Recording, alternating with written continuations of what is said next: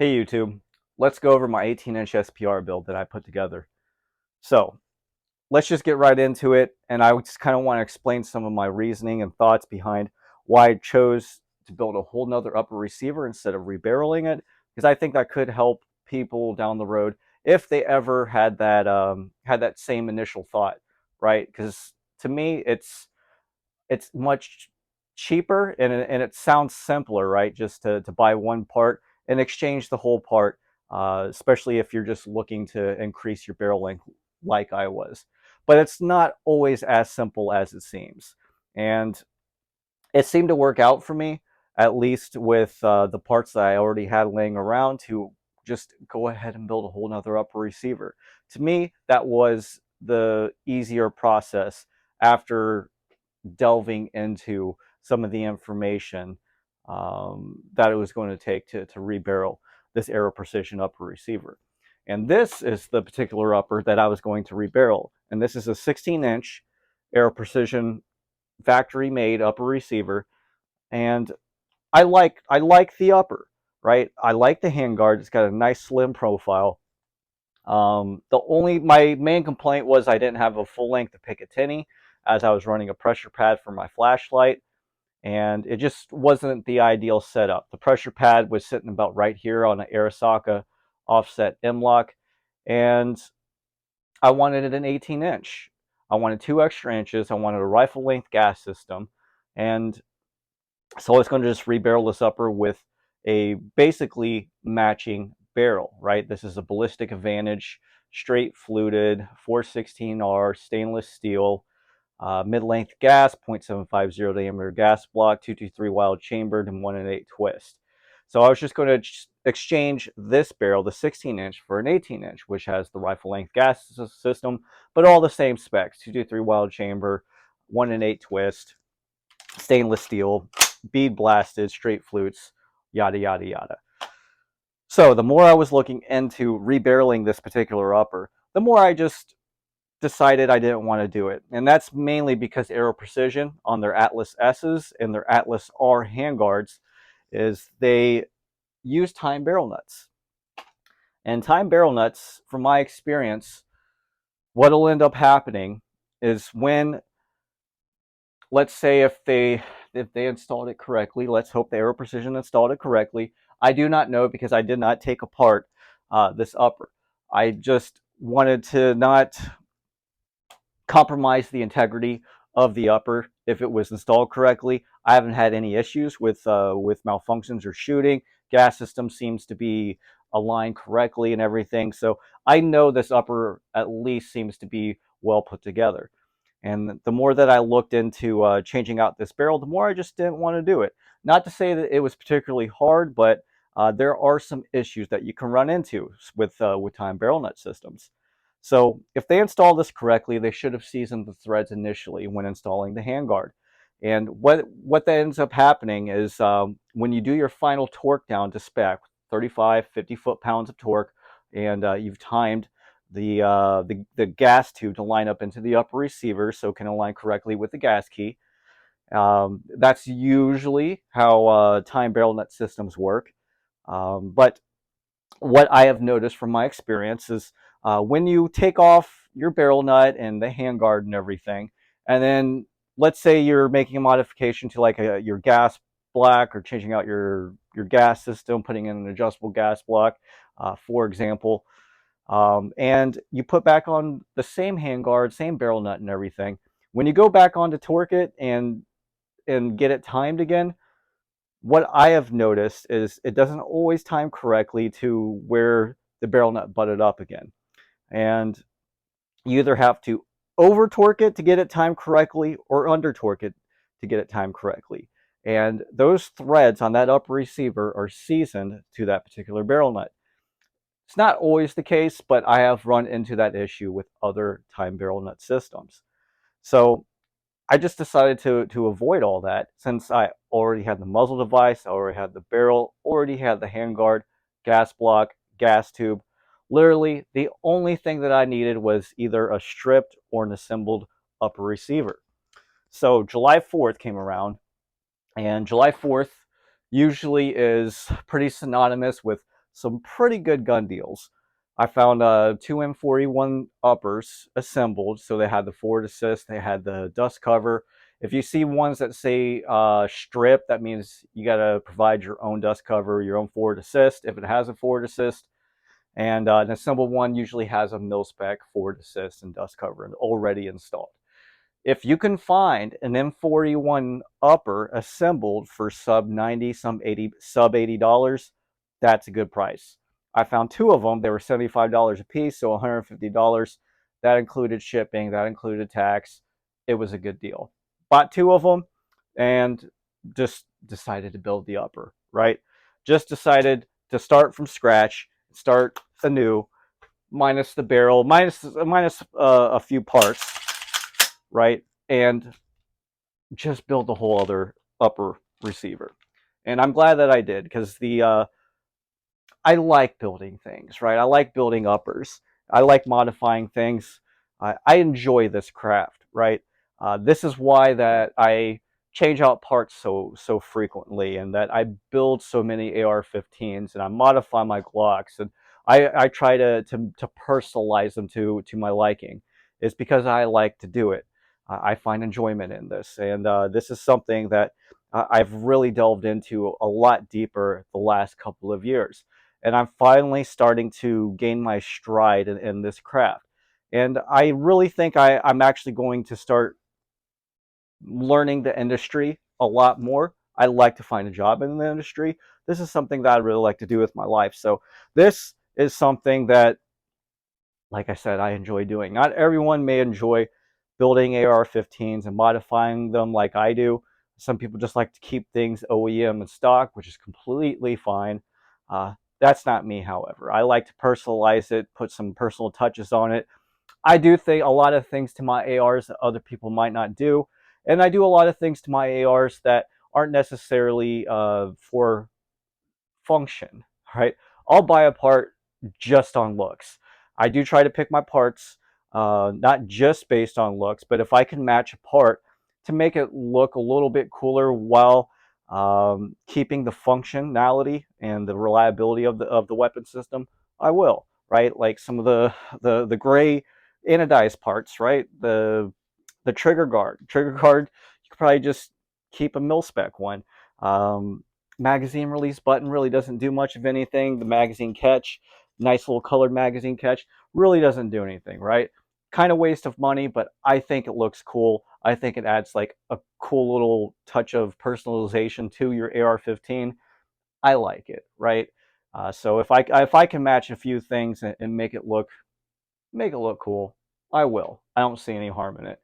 But this is my 18-inch SPR. And to me, this is a proper SPR. I think if you're going to build out an SPR, it needs to be 18 inches. Me calling that the 16-inch, the 16-inch SPR, it wasn't a proper SPR. So, rifle length gas system, so the recoil impulse should be a lot softer, right? I'm running, what am I running in this? I think I'm just running a carbine spring in here, so it's not even like an H1 or anything. I don't think you need to run an H1 or an H2 with a non-suppressed rifle length gas system 18-inch barrel. And so far, the balance seems really good on it. I think my last, the 16-inch, minus, no, the 16-inch with everything on it, it weighed a little bit less. This is definitely heavier. The handguard makes it heavier.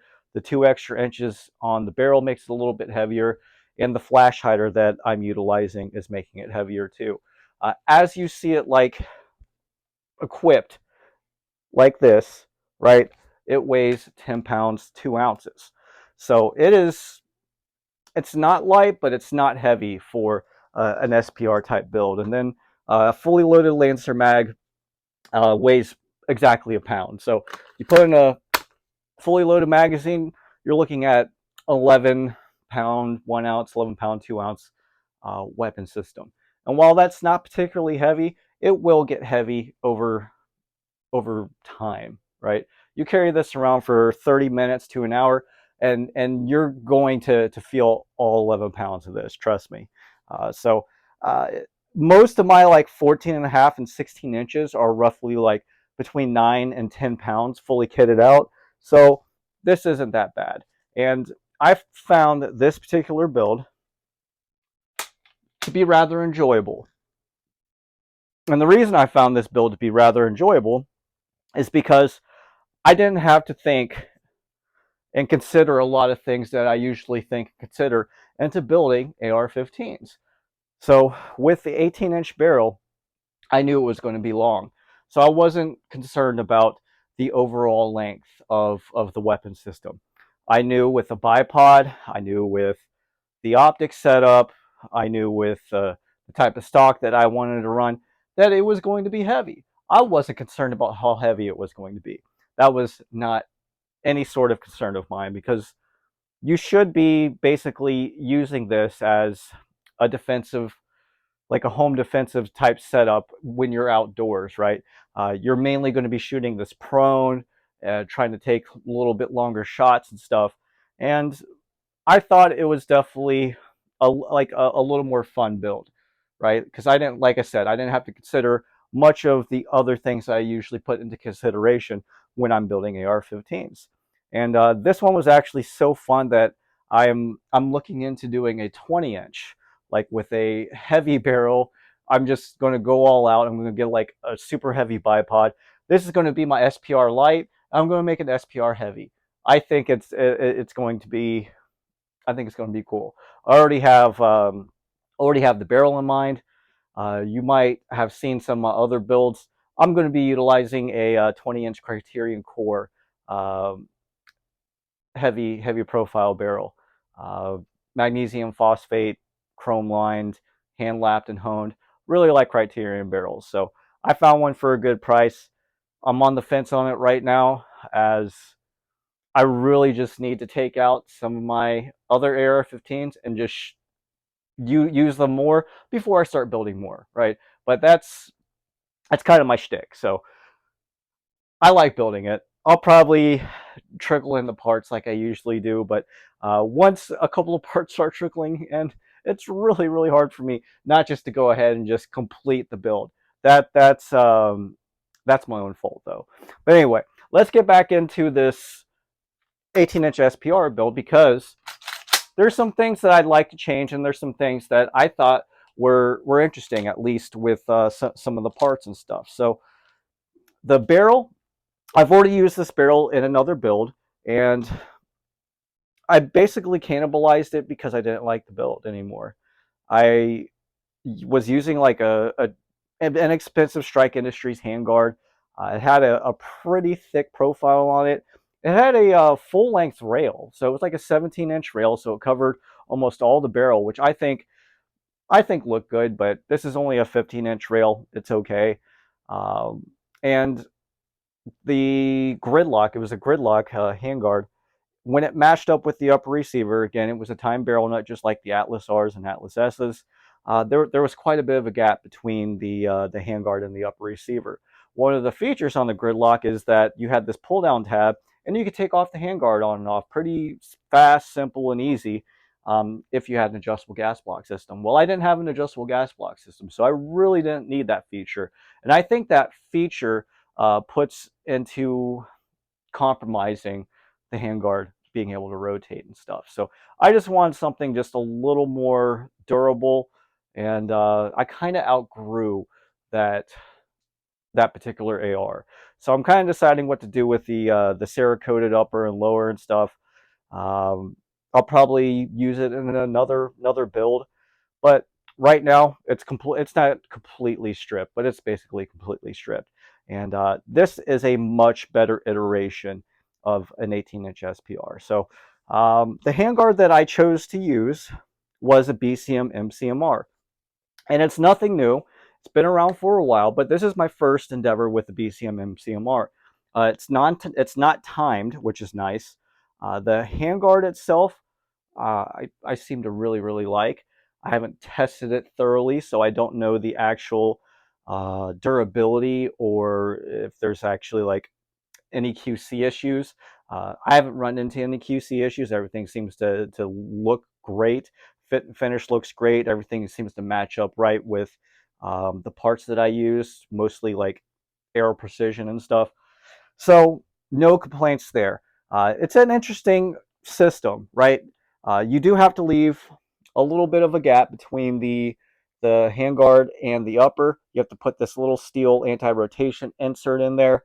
I the barrel nut not the barrel nut, but the handguard as it's going over the barrel nut, super tight. Like I really had to wrench on this handguard to get it fit over that barrel nut. And what I probably should have done was just heat up the end of the handguard a little bit so it swelled out and just was easier to put in.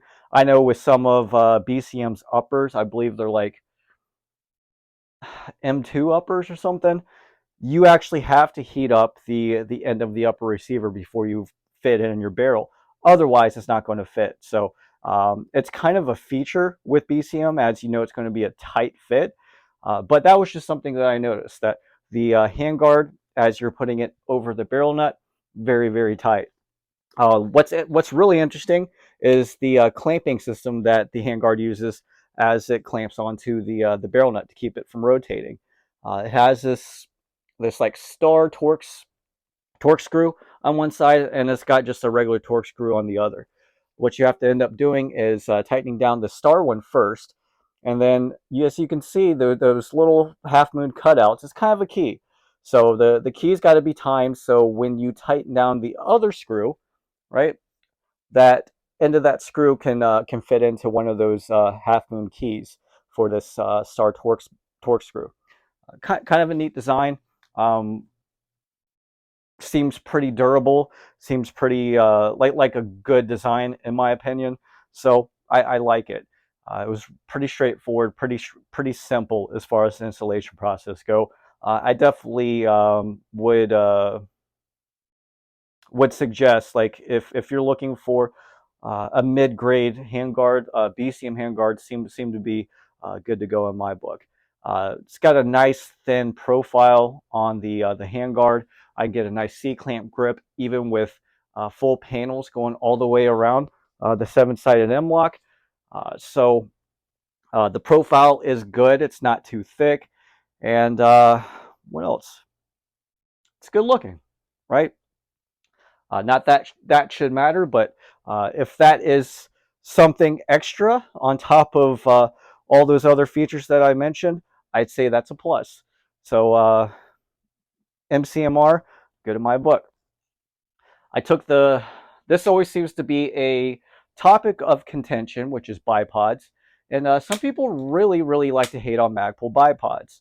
And I kind of understand a little bit of the sentiment, but at the same time, it's so light. It's got great features on it, and it's inexpensive. So it has pan and tilt features. It stows pretty easily, and it's relatively lightweight. It's not quick detach, but because it's so light, you really don't need a quick detach. The only downside to having a permanent style bipod on your weapon system is that it can snag and get in the way of things when you're not using it. But it is a handy feature in my opinion. Now there is a way to make this quick detach, and I'll just explain it real quick. But it doesn't give me a whole lot of confidence when it comes to um, just the durability of it. I think I could snap it off quite easily, especially if I'm loading it. And I can load this bipod quite heavy. So if I really load down on this bipod, put my body weight on it, it flexes a little bit, but I don't feel it.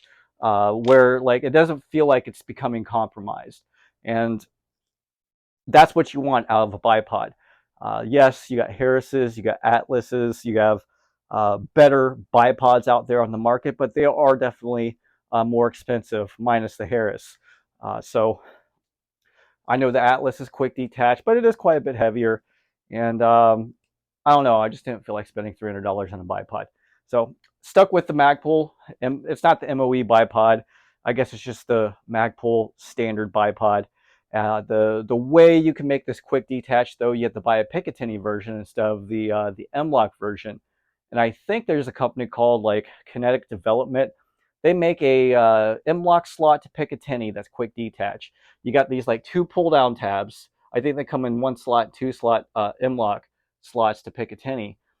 You push down on these tabs, and the Picatinny section comes right off. Well, you just attach the M-Lock, the Picatinny bipod, on that Picatinny section to M-Lock, and then you have a way to quickly detach a Magpul bipod. I just don't like it because um, I think if you load it, that kinetic development adapter, let's just call it adapter, I think I could break it pretty easily. I don't think it's the most stable, and that's something that you want with a bipod, is a nice stable platform. And I actually think if you're shooting mostly like 22 caliber rounds, like 223 and 5.56, this bipod will work just fine. The recoil impulse isn't that harsh. Most of the weapon systems aren't going to be that heavy. When you get into like AR-10 or 30 caliber uh, cartridges, I think that's maybe where you would want a better bipod, in my opinion. So I think the Magpul bipod will work just fine for this particular build. And then I had a Surefire Eliminator 3-prong. Not the best muzzle device in the world by any means. It is Surefire, so I know it's quality, but it's way overpriced. There's definitely better muzzle devices out there in the market for roughly the same price that do more things. Sons of Liberty, Gunworks, Noxes, I can find for like $75 to $85 on sale. This, I think I paid $90 for this stupid thing. And then the Warcomp Sport came out. That would have been a better choice for this. I don't plan on shooting the suppress right now, so this is just fine. A2 birdcage would probably work just fine too, and it actually would save roughly like 3/4 to almost an inch of length. But I wasn't that concerned about the actual length of it, so I had it laying around. Just decided to throw in that 3-prong. I'm still using the Cloud Defensive Rain 3.0, and with the 7-sided M-Lock handguard, I was able to use a air socket inline and kind of push the light out just a little bit further, so I didn't have what you call it, shadow from your muzzle device or your suppressor. Right? Let's see if I can get that. You can see a little bit of the end of the flash hider, which isn't bad. You don't want to have a real noticeable shadow when it comes to your flashlights. A, it can be distracting, and B, it doesn't give you the full range of spill on your light. So that's just something to consider. So I was able just to throw the light out just a little bit further because the handguard doesn't come out all the way past the barrel. So I do like that option, and I was able to get it closer to the rail than an Arisaka offset. So that is one of the benefits to 7-sided M-Lock. Another benefit to the 7-sided M-Lock was I was able to run these Slate Industries slate grips all the way around my rail.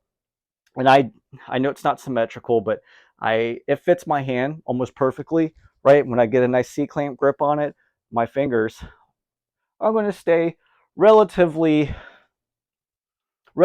cooler as that barrel starts to heat up and heats up that handguard and stuff. That's basically why I put it on there. It's not to protect my, pristine hands or anything. It's mostly to keep the heat off of them once the barrel starts heating up after long strings of fire. One thing I do suggest to you though is if you run panels or slots or something of that sort all the way around your rail like I do, in the in-betweens of like the 3, 6, and 9 o'clock positions, is put on your panels first. Because what will end up happening is if I put on my MVG or the vertical grip, Magpul vertical grip first, I would not be able to install the M-Lock panels because you can see the M-Lock panels have to go underneath the vertical grip a little bit. I also had to back out the M-Lock fasteners on the bottom just a little bit further so I could clear those M-LOK panels. And another thing that I did notice, even with the top rail and stuff, is that I couldn't put on this slot without taking off the pressure pad and stuff. So just kind of keep that in mind if you plan on wrapping your handguard with M-LOK panels. Just something that I noticed. One thing I will probably change on this is going to be the scope. I think a SPR should have a 2 to 10 on it, at least a 2 to 10. This is a Credo HX, second focal plane, 1 to 6. Great optic. I love the glass. It's got a relatively simple reticle system with just um, elevation stadia lines, more or less. It doesn't have any windage stadia lines. Relatively simple. Reminds me of the Vortex Razor, Vortex Viper PST Gen 2. Reminds me of EOTech Voodoo 1 to 8. All those scopes I have, so I kind of have similar reticle systems in them, just to kind of keep the familiarity with my scopes. But I really like the glass in this, and I was looking at a Credo 2 to 10 anyway for an SPR build, and they're roughly the same price. I got a good price on this one, but it's gonna be about $1,000 for that 2 to 10. But I think like a first focal plane, Christmas tree reticle, 2 to 10 is probably the proper setup for a real SPR. And seeing that I am running this Valhalla Tactical offset red dot mount for this ADM Recon M, and running the Hollow 7507 on this, uh, I already have that one times availability to me, and it's nice, right? So I can be even at 2, right? I'm at 2 and I'm at 1, or I can be all the way at 8 and I'm at 1, 8, 1, 8, 1. It's nice. I like offset red dots. I like offset red dots better than top mounted red dots, but that's just because I'm not rich enough to run nods and stuff yet. So until I get there, I'll be running offset red dots. So seems to work well for me. And then let me talk about the mount, because the more and more I'm running this particular mount, the more that I really like the height. I'm going to do a video on scopes and scope mounts, and just some of the things that I've learned from my experience with buying a whole range of different scope mounts and a whole different range of scopes and different price points, and all the mistakes that I've made along the way. And one of those mistakes was trying to understand what my preferred optic height was. I've always liked lower 1/3, and I think if you like lower 1/3 or you're comfortable with lower 1/3, just stick with lower 1/3. All this other crap is really unnecessary. 193, 226, it's too high for me. There are applications where it feels good and feels more natural, but for the most part, when it comes to LPVOs, it's not it. If I'm running like red dots, it feels a little more natural. If I'm at the range and I have Ear Pro on, it feels a little bit better. Where those higher mounts kind of suck is when I'm shooting prone. And seeing that this is an SPR and you should be shooting a lot prone, I went with a lower-ish optic height. And this is the ADM Recon M. And this is my preferred optic height now. And I believe ADM says that this height, I think, is like 163 or 164, if I'm not mistaken. Lower 1/3, I believe, is 157. Exact co-witness is 143. And then I know like Badger Ordnance, they make a 1.6 or a 1.7. LaRue makes like a 1.6 or a 1.7. And then obviously you have like Scalar Works and Unity uh, that make like 193s and 226s and stuff. I just find the 193s and 226s just obnoxiously tall. Like there's really no need for them. Like, I don't know.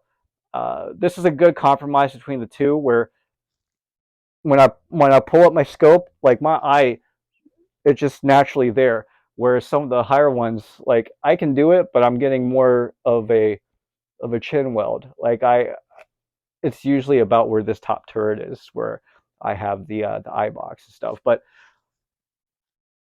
I don't like it, and I think like the 1.6, 1.7 height, it's a good compromise where you can still shoot comfortably prone, and you can still get a good height over bore where it's not obnoxiously tall, and it still feels relatively comfortable when you're trying to present the weapon from low ready or high ready, and just getting a good sight picture on your red dot or your LPVO. So I like 1.6, 1.7 heights, and I would suggest to people who are trying to find the perfect height.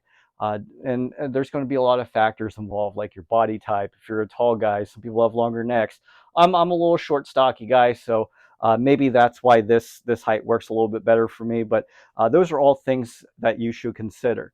And I will mention, if you have the ability to look through different glass and different heights and stuff, go ahead and do it. Like ask somebody, ask strangers at the range and stuff, if you can see something, just to see if you like it, see if it's comfortable. Actually shoot through it, because looking through it's one thing, but shooting it and running drills through it is another.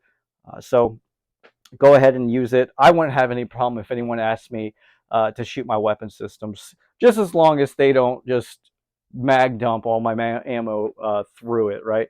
If someone wanted to use it and they want to shoot a couple of rounds, not a big deal or anything. So uh, if you have friends or you know somebody that has a certain piece of kit that you are interested in, and you don't have a ton of money, and you don't have all this disposable income, and you just don't have the ability to go out there and spend like $440 on a 193 mount that you don't really like anymore, uh, don't do it. Right? There's easier, simpler, cheaper ways to do things, and I definitely do things the hard way because I'm hard headed. So that was just something I've noticed with optic heights and scope mounts. I haven't always been the biggest fan of vertical scope mounts where the rings tighten down vertically, and that's just because of they're just not as precise in the machining and stuff. So I guess it would depend on the manufacturer and whatnot. The plus to it is that when you tighten down the rings and stuff, you're not going to twist the scope. But I use um, a scope leveler from Arasaka, so I don't run into that issue anyway. So um, one thing I did change on this. I put back the Sharps Rifle Company and IBX bolt carrier group, and I was running this Chrome Microbest one. It just, the action's not as smooth. It's a little bit gritty. So I just decided to throw the Sharps Rifle Company NIBX bolt carrier group in there, just because it sounds. It's just such a smooth action. I just had to put it back in there, and it's got a nice trigger and stuff in it. The buffer system seems to be well tuned for it, at least from what I can tell. Sometimes you can feel how soft it's going to be just by running the charging handle, and sometimes you can feel like that extra power spring and that H3 buffer weight throwing back that bolt carrier group. If you think, if it feels off to you, it's probably going to be a little bit off. But I always bring like some extra buffers and stuff just to ensure that I'm getting the best reliability and recoil impulse that I can. But I don't think I'm going to change out anything in the lower. I don't even think I'm going to change out the trigger, and I'm having issues with the trigger. So initially, I bought this trigger. This is a Hyperfire. It's like an XM2. It's their two-stage Mod 2. They have 3 different models of it: a Mod 1, Mod 2, Mod 3. This is the second one. So the issue that I'm running into, and I have a feeling this is a design flaw with Hyperfire triggers, as anything with these came over toggle engines, right? That's what they call them. So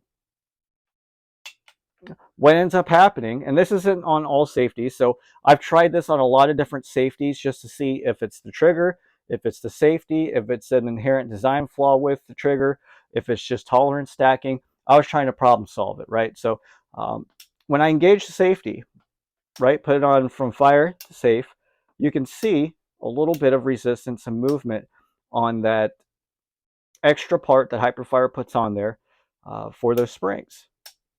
And this Fortis SLS safety selector, it's not bad, right? There's not a whole lot of resistance. I can engage and disengage safety relatively easy. Where I was running into issues was with radiant talons. I should have brought one that I had installed just to show you. Taking it from safe to fire is easy, but putting it back onto safe requires a lot more effort. I don't quite like that.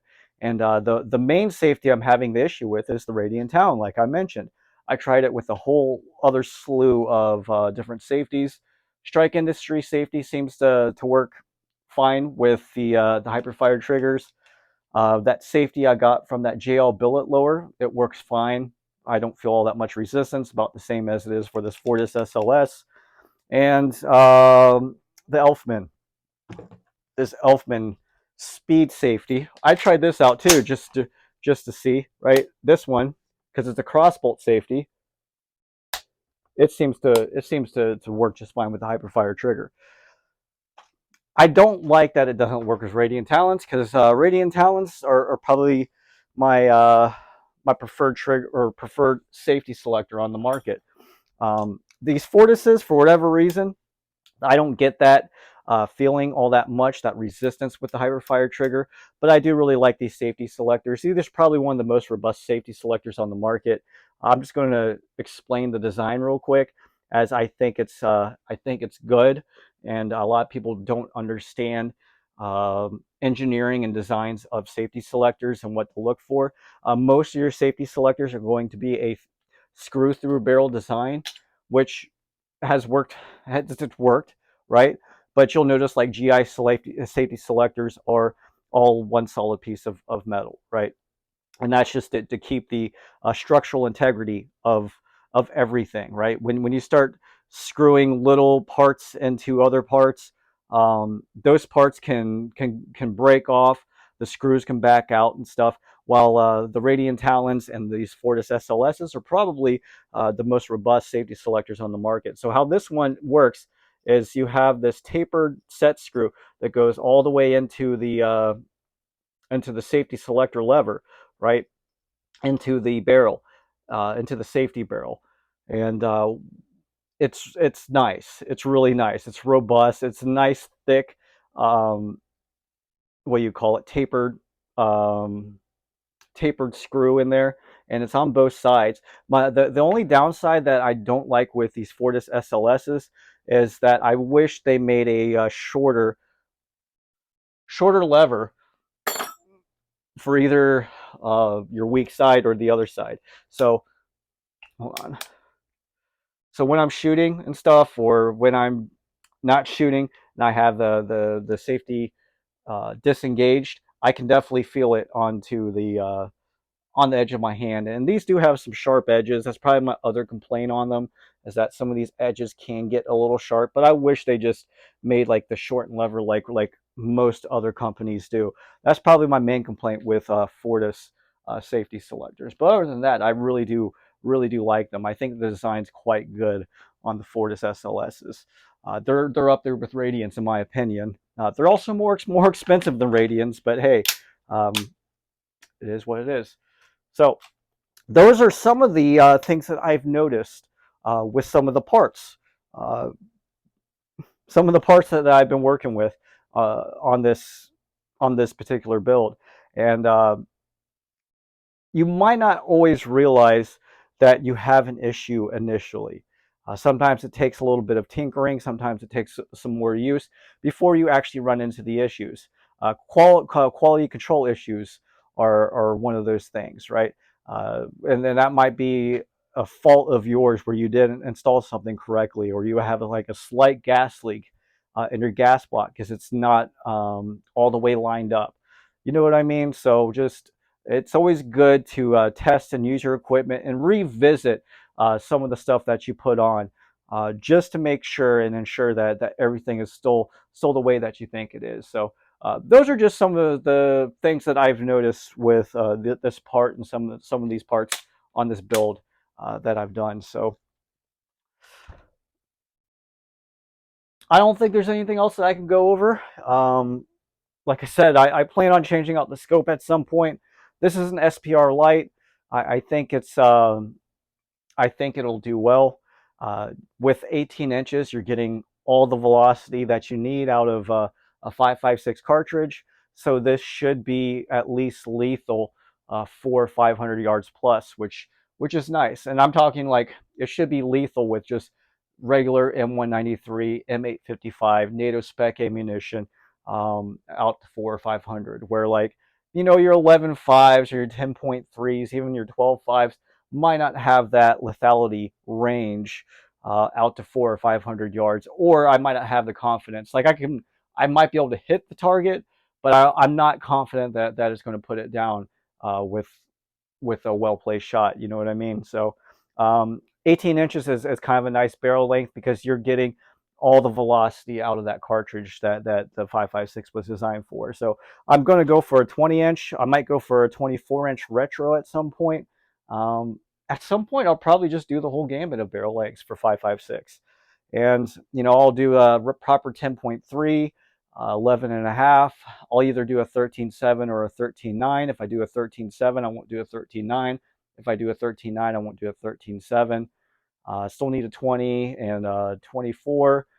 I'll probably skip the 7.5, but hey, if that's the like only barrel length that I don't have for 5.56 cartridge, I might just go ahead and do that too.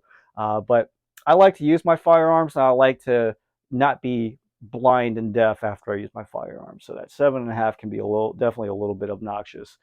And then what else was I going to say? I was going to say something else, but I lost my train of thought. So I'll just go ahead and end the video here. If you have any questions, I'll leave them in the comments below. I know my videos are a little bit longer, so I always appreciate everyone that can get through one of my little spiels. These are always unscripted, off the cuff, off the top of my head. I always have some ideas and everything. I'm always not sponsored and not monetized on my channel. That's why I can do full on build videos and whatnot. None of these companies know anything about me. If I do contact customer service about something or an issue that I have, I never tell them I have a YouTube channel. I never tell them that I do reviews and that I talk about this sort of stuff. I'm just an everyday Joe that will have the same experience like you if you run into something. And I just want to share some of those experiences with you, just like I did with my Blackout Defense upper. So I don't ever use my channel or anything to try to gain like free product or get better customer service or anything like that. I think that experience should stay like that for YouTubers and whatnot. I never really I respect the hustle, but I never really respect people when they actively go out and solicit manufacturers like, "Hey, I have a YouTube channel. Send me some free shit." I never really can respect that. Like I get it, like everyone loves free shit, but at the same time, I feel like some of those people are soliciting those manufacturers just because they want some free shit, and I never really thought that was right. Where like us regular people have to purchase it and have to figure out if we like it or not on our own just based on the information that we either read or watch, right? And we're making those purchases decisions based on those two things rather than reaching out to a manufacturer and basically begging them for free products. So I'm not a beggar. I will never be a beggar. So I just choose not to beg. But anyway, that's my little rant on free products and why I choose not to do it. I actually probably have a big enough social media following now that I could probably get some free products, but it's not really worth it to me, right? Um, I have my morals and I have my standards, and there's just some things that I don't want to compromise about myself. So that's just my personal preference. You might not feel the same way if you want to go out and try to do that. There's no shame in it. It's just something that I personally don't do or don't agree with. So nothing wrong with it. Like I said, I'm not trying to make anybody feel bad if that's what you do, but that's just what I choose not to do. And I'll stand by that. So if you have any other questions about this build or any other builds, or a build that you're working at home, or a part that you're interested in, or whatever it is, you can always ask. And I'm going to tell you, I am not like the end all be all of information. I definitely get a lot of things wrong. I definitely have learned a lot over the last couple of years. I'm still in the learning process, more or less, just like the majority of people out there. I'm humble enough to always admit my mistakes. I leave my old videos up, but I will say in my old videos, I've said some questionable things, and I've bought some questionable parts and recommended some questionable parts where today I wouldn't do the same thing. But I just leave those videos up just as a basic diary of myself, and just seeing how far I've really grown. And internet's forever, right? I mean, if I'm shameful about the previous stuff that I've done, I'll never really be able to learn from it. So I just keep it up so people can just badger me in the comment section about how bad the video was, or how bad the information was. And I usually say, like, you're absolutely right. It's an old video.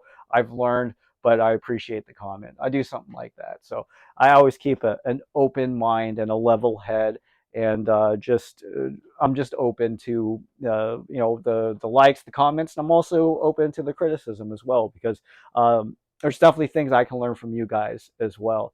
There's definitely things that people have mentioned in the comments where I'm like, oh, that's a good idea, or I need to try that out, or you know what I mean? Like, this is what we're all here for. Let's all learn from each other. Let's all help each other out. Um, I know the gun industry and the gun community could seem like a little toxic at times, but that's any community, right? Car communities, hell, any sort of collector community.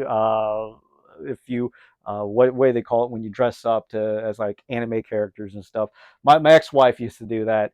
Uh, she really liked it, but man, some of those people can be really mean, especially with your costumes, to try to sabotage you. But that like I said, that's any community that you join that has the same interest or hobby. There's always going to be people that prefer certain things to others, and or like, oh, you need to buy the best or nothing, or it always seems the same, right? Like, it's not anything different that we're doing in this community that another community isn't already doing. But like, hey, let's kind of stop doing that, because let people just choose what they want to do with their own stuff and their own money. There's a way to go about suggesting or criticizing somebody. There's like a tactful way to do it, right? You don't have to attack somebody, but um, let's try to keep everyone in the community, because I think the more people that we have in the 2A community, the better it's going to be for our rights. So when we start badgering other people and chasing people off, especially like new gun owners that might not know as much as we do, and made some like really bad mistakes, because I made some really bad purchase decisions and mistakes when I first started purchasing parts and firearms. And if I had some asshole come at me talking about like I'm just a dumbass, I don't know what I'm doing, and just made me feel like just a basic piece of shit, I probably wouldn't come back to that community or be real interested in following that lifestyle or hobby. So let's quit doing that to people. Even people that we may not agree with ideologically and religiously and whatnot. None of that really matters, right? You do you, but let's if we can find some commonality, and that commonality could be just the shared interest in the 2A and firearm community. Let's just embrace that. The more people we have on our side in the 2A community, the better. Our 2A rights are always going to be at stake, because there's definitely countries and civilizations in the past that have taken away people's rights to own weapons. I'm not even talking about firearms. I'm talking about like knives and swords and things that people would use back in the day before firearms even existed, to protect their lives and their families, where tyrannical governments would come and stop them from doing that. And then eventually over time they would basically enslave those people and force them to do things that they don't want to, because those people are unable to defend themselves. Let's not do that. Let's not get there. Let's just support each other and be a good, helpful community, right? So anyway, thanks for watching if you made it all the way through, and join me next time.